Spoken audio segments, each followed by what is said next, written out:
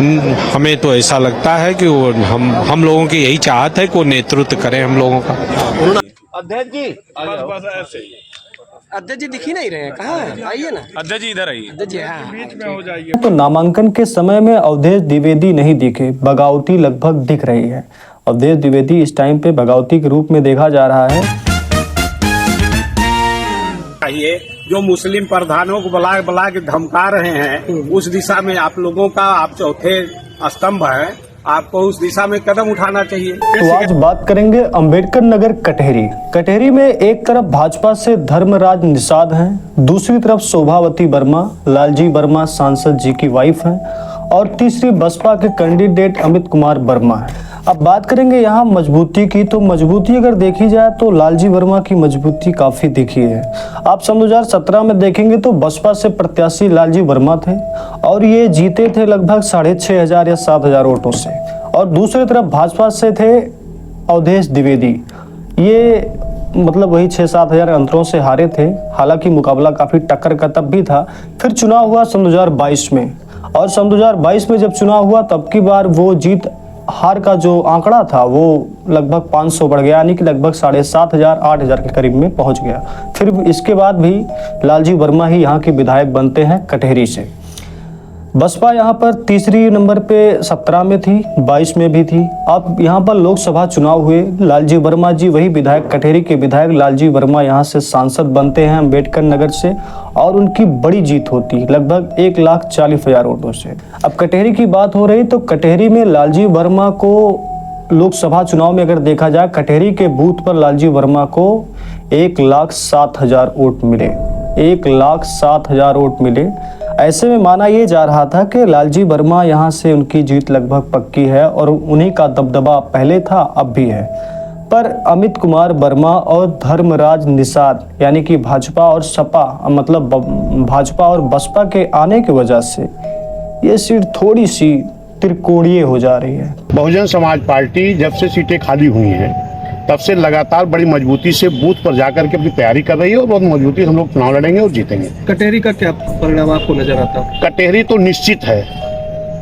वो आचार संहिता का उल्लंघन कर रहे हैं। आप लोगों का पूरा कैमरा वहाँ लगाना चाहिए। जो मुस्लिम प्रधानों को बुला के धमका रहे हैं, उस दिशा में आप लोगों का, आप चौथे स्तंभ है, आपको उस दिशा में कदम उठाना चाहिए। क्या शिकायत मिली कैसे? रोज मिल रही है। आपने कहीं सपा सांसद लालजी वर्मा, शोभावती वर्मा मैदान में उतरी हैं। वहीं 96 और 2002 में, यानी कि 1996 और 2002-2007 में बसपा से विधायक धर्मराज निषाद को भाजपा ने टिकट दिया। जातीय समीकरण की बात करें तो कटहरी में दलित वोटर सबसे ज्यादा हैं, इसके बाद मुस्लिम, ब्राह्मण और कुर्मी मतदाता हैं। अगर यादव, ठाकुर, निषाद, राजभर भी निर्णायक भूमिका में रहते हैं। लेकिन कटहरी की सबसे इम्पोर्टेंट पॉइंट ये है कि यहाँ का सबसे, अब जो पूर्व प्रत्याशी थे भाजपा के अवधेश द्विवेदी, आपको पता है जब धर्मराज निषाद नामांकन के लिए गए तो यहाँ पर सभी नेता आए, रितेश पांडे आए, हरिओम पांडे आए, और भाजपा के अध्यक्ष भी थे, और मंत्री जी भी थे, और स्वतंत्र मंत्री जो स्वास्थ्य मंत्री हैं वो भी थे, यानी कि जो भी बड़े बड़े नेता थे लगभग सभी शामिल हुए। पर आपको ये दिखा कि उसमें अवधेश द्विवेदी दिखे? अब हम दैनिक भास्कर की रिपोर्ट में देखते हैं तो नामांकन के समय में अवधेश द्विवेदी नहीं दिखे, बगावती लगभग दिख रही है। अवधेश द्विवेदी इस टाइम पे बगावती के रूप में देखा जा रहा है, और अवधेश द्विवेदी की होर्डिंग, यानी कि अवधेश द्विवेदी ने एक होर्डिंग बनवाई और उसमें ना कमल का निशान दिखाई दिया और ना ही बीजेपी नेताओं के किसी फोटो को दिखाई दिया। आप देखिए इस तस्वीरों में शुभ दीपावली लिखी है, दीपावली मिलन समारोह लिखा है, दिनांक 27 अक्टूबर 2024, दिन रविवार, समय शाम 3 बजे, स्थान दुबाने का पूरा भीटी अंबेडकर नगर, निवेदक अवधेश द्विवेदी। कटहरी में बीजेपी अपने समाज के कद्दावर नेता अवधेश द्विवेदी के कट जाने के बाद नाराजगी सामने आई है। पिछले 8 साल में पहली बार अवधेश द्विवेदी के पोस्टर में कमल का निशान नहीं मिला, ना ही किसी बीजेपी के नेता का निशान मिला। 27 अक्टूबर को बीजेपी के प्रत्याशी नामांकन में ना जाकर पूर्व प्रत्याशी टिकट के प्रबल दावेदार माने जा रहे अवधेश द्विवेदी ने अपनी नाराजगी जाहिर कर दी। नामांकन में नहीं गया और इसके नाराजगी जाहिर कर दी। इसके साथ 27 अक्टूबर को दीपावली मिलन समारोह का आयोजन अपने घर पर करके सियासी ताकत को एहसास कराने की तैयारी है। वाह, मतलब अपने घर पे समारोह करेंगे और दिखाएंगे भैया हमारे अंदर भी ताकत है।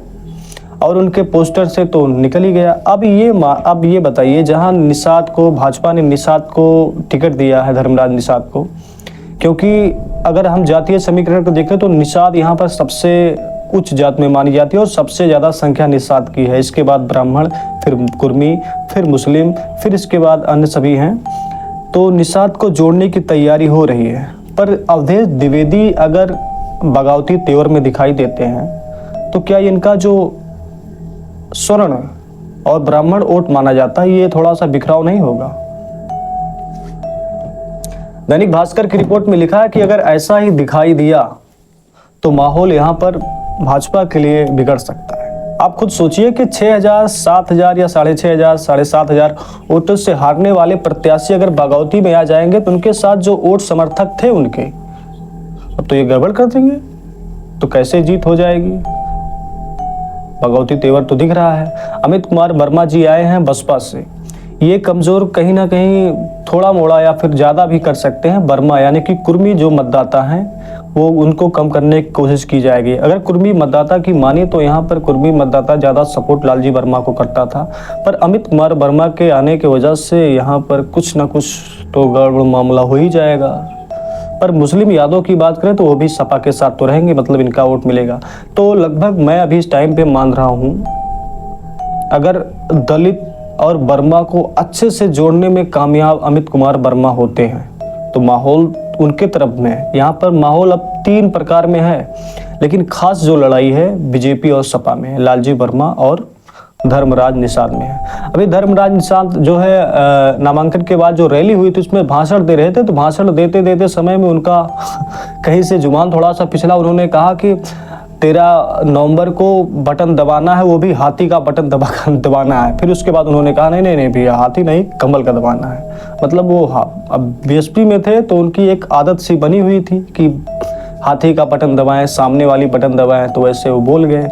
खैर उसको फिर संभाल कर उन्होंने बताया कि नहीं कमल पे दबाना है। तो अब माहौल त्रिकोणीय हो जा रहा है। अगर धर्मराज निषाद अच्छी पकड़ रखते हैं इस टाइम पे, हालांकि 3 बार के विधायक थे वो पहले, तो हो सकता है पकड़ अच्छी हो, पर अगर अच्छी पकड़ हुई तो धर्मराज की मानी जा रही है। वरना यहाँ पर सपा तो है ही है भाई, 2-3 बार के विधायक अब सांसद हैं, इसके बाद तो मजबूती तो लगभग सपा के भी मानी जा रही। पर इसके बावजूद मैं कह सकता हूँ कि अभी मामला इतना आसान नहीं होगा। तीनों पार्टियों में लगभग लड़ाई तो होगी, जीत किसकी होगी, माहौल जिसके तरफ बन जाएगा वही जीत जाएगा।